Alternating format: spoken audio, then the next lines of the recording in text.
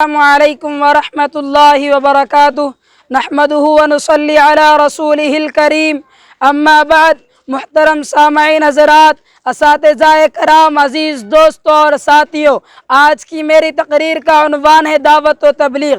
دعوت و تبلیغ کی اہمیت و ضرورت کا اندازہ ہم اس بات سے لگا سکتے ہیں کہ ابتدا اسلام میں اسلام قبول کرنے والوں کے لیے نماز، روزہ، قربانی و حج کے احکام سے پہلے تبلیغ ہی کا حکم تھا۔ چنانچہ حضرت ابوبکر صدیق رضی اللہ تعالی عنہ نے رسول اکرم صلی اللہ علیہ وسلم سے پوچھا، یا رسول اللہ، اسلام قبول کرنے کے بعد اب میری کیا ذمہ داری ہے، میرے لیے کیا حکم ہے؟ رسول اکرم صلی اللہ علیہ وسلم نے جواب میں فرمایا، تمہارا بھی وہی کام ہے جو میرا ہے، یعنی اللہ کے بندوں کو اللہ کی طرف بلانا۔ قرآن حکیم میں 56 مقامات ایسے ہیں جن میں دعوت و تبلیغ کی اہمیت و ضرورت کو بیان کیا گیا ہے۔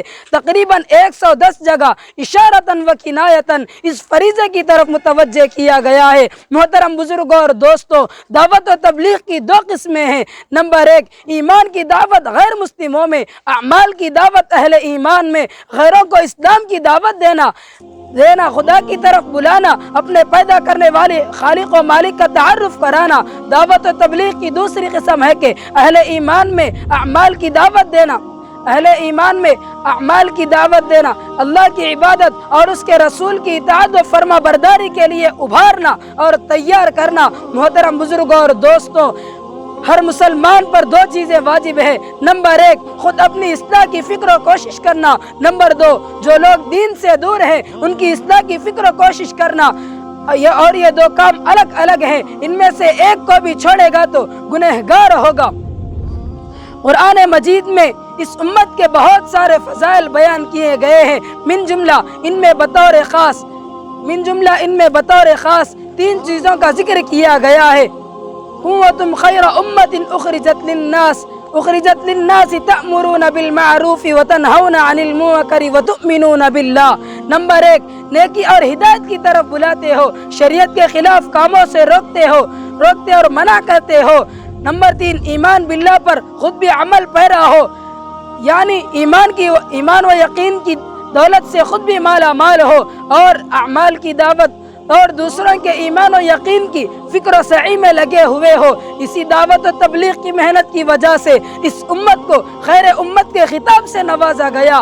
اسی لیے امت محمدیہ صلی اللہ علیہ وسلم کا ہر فرد ذمہ دار ہے کہ وہ انفرادی و اجتماعی طور پر دعوت و تبلیغ کی محنت میں لگا رہے، بلکہ اگر کچھ لوگ اس کام کے لیے وقف ہو جائے تو اللہ تعالیٰ نے فرمایا ان کے دونوں جہاں کی کامیابی کا وعدہ کیا ہے۔ چنانچہ ارشاد باری ہے، وَلْتَكُن مِّنكُمْ أُمَّةٌ يَدْعُونَ إِلَى الْخَيْرِ وَيَأْمُرُونَ بِالْمَعْرُوفِ وَيَنْهَوْنَ عَنِ الْمُنكَرِ وَأُولَٰئِكَ هُمُ الْمُفْلِحُونَ۔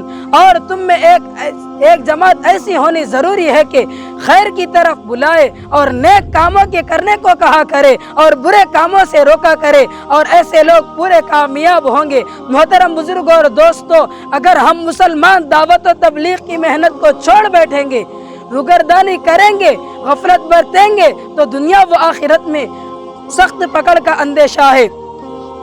ام المؤمنین حضرت عائشہ صدیقہ رضی اللہ تعالی عنہ فرماتی ہے کہ ایک مرتبہ حضور صلی اللہ علیہ وسلم نے لوگوں کو جمع کیا اور ممبر پر کھڑے ہو کر فرمایا، اے لوگو، اللہ تعالیٰ کا ارشاد ہے امر بالمعروف اور نہی عن المنکر کرتے رہو، مبادا وہ وقت آ جائے کہ تم دعا مانگو اور قبول نہ ہو، تم سوال کرو اور سوال پورا نہ کیا جائے، اور تم اپنے دشمنوں کے خلاف مجھ سے مدد چاہو اور میں تمہاری مدد نہ کروں۔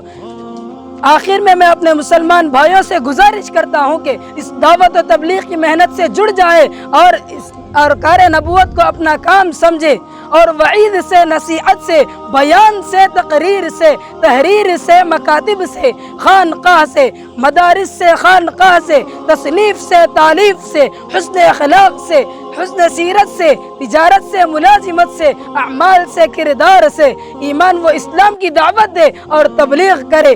آخر میں اس شعر پر اپنی تقریر ختم کرنا چاہتا ہوں، دعوت دین بھی دو، دعوت دنیا کب تک؟ دعوت دین بھی دو، دعوت دنیا کب تک؟ اپنے اللہ کی طرف بھی بلاؤ لوگو۔